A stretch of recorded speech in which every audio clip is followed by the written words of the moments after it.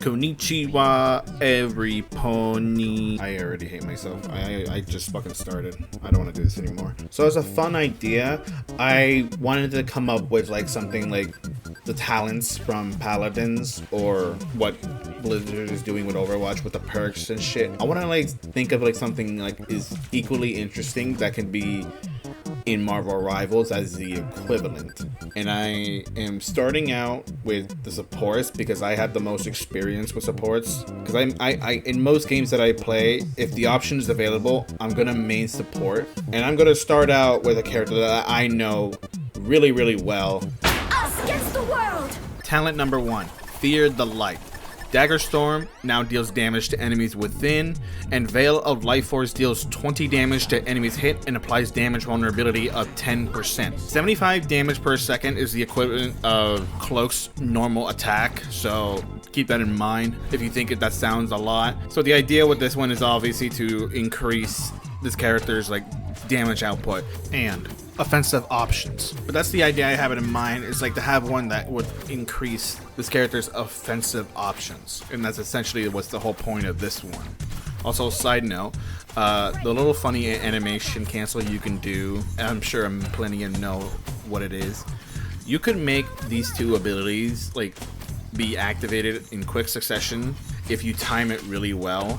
It doesn't really save that much time in between, and generally I don't know, there's not a lot of situations where you would want to do both at the same time, but if you really want to, you could try it like this. It's a little niche, but do what you will with that information, I guess. Talent number 2, Mending Shadows. Switching between Cloak and Dagger is 50% faster. Dark Teleportation heals allies within 150 and heals 100 over 5 seconds, but Cloak overall damage does less. So it's about like 50% less damage on his primary attack and his Terror Cape. Yeah, obviously, again, this is like the opposite effect of the first one, where it increases the healing output that this character overall can do, but also reducing damage capabilities. Also, another side note, Cloak can also do a weirdly weird animation cancel, but while I was also fucking around with that, I also discovered that he can also melee, but his Terror Cape still comes out if you press it at the same time. It's not like it's any faster, but it is something you can do to like hide that you're using that ability. Again, it's very niche, and do what you will with that information. I will probably start doing this just to throw people off guard because it's kind of funny. Talent number 3, of Light and Dark. Internal Bond is reduced to 1 charge, moves 40% slower, but is a 1 continuous charge that goes on for about 12 seconds. So this is a weird one, but it basically just changes so your ult goes a continuous charge, not stopping until like 12 seconds, and you can just like make a path, like a curving path through like I don't know, different pathways or rooms or whatever. It's a really weird and niche thing, but I feel like it's like something that could probably like shape up a little bit of how the ultimate functions. Obviously, it's still the same effect. Also, a little side note, again, last time by the way, hopefully. I'm sure many people already know, the voice line between Dagger and Cloak is different when you use your ultimate, but there is actually another little audio cue that you can use to differentiate.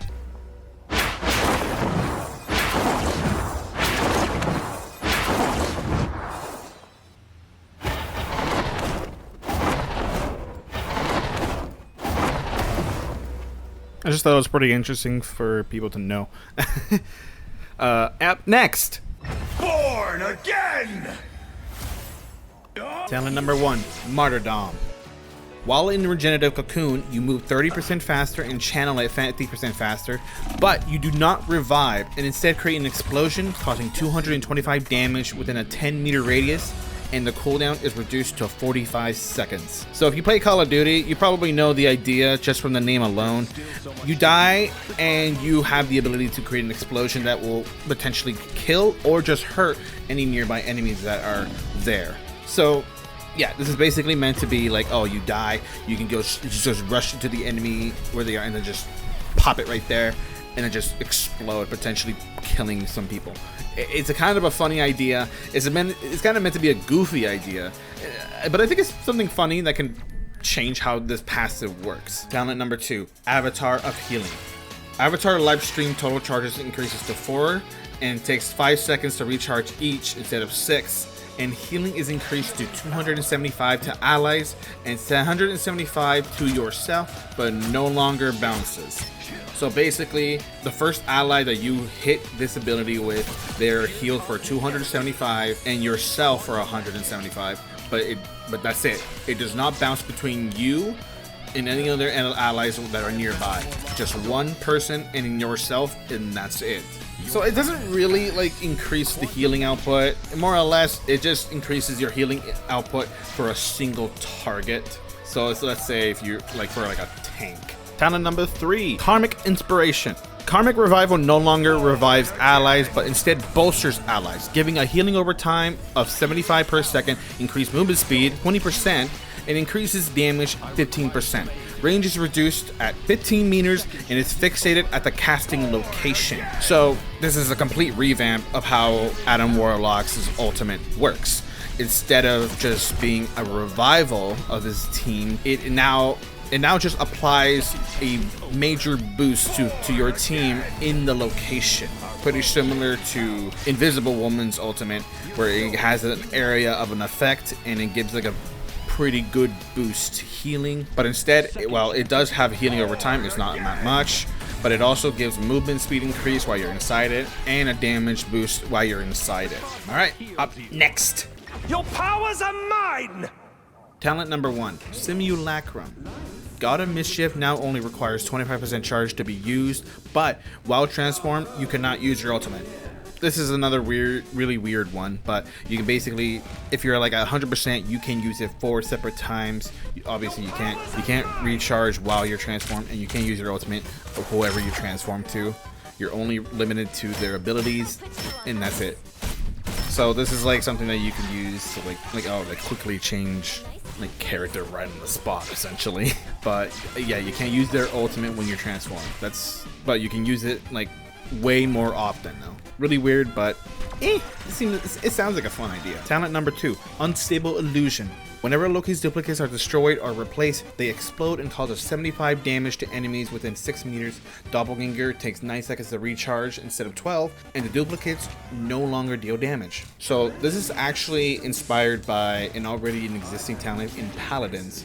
The character Ying, who has a pretty similar idea to Loki, she has a talent where her illusions, whenever they are destroyed or expire, they create an explosion that deals damage to enemies that are nearby. So this is kind of the same idea. Now with the addition that like, since it's the way it works in this game, Loki can do damage with his duplicates, Ying cannot.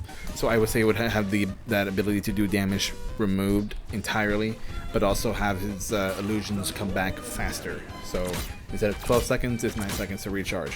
Very interesting idea. You can definitely use this very offensively if you want to, or it's like a way to like catch people off guard. Talent number 3, Escape Plan.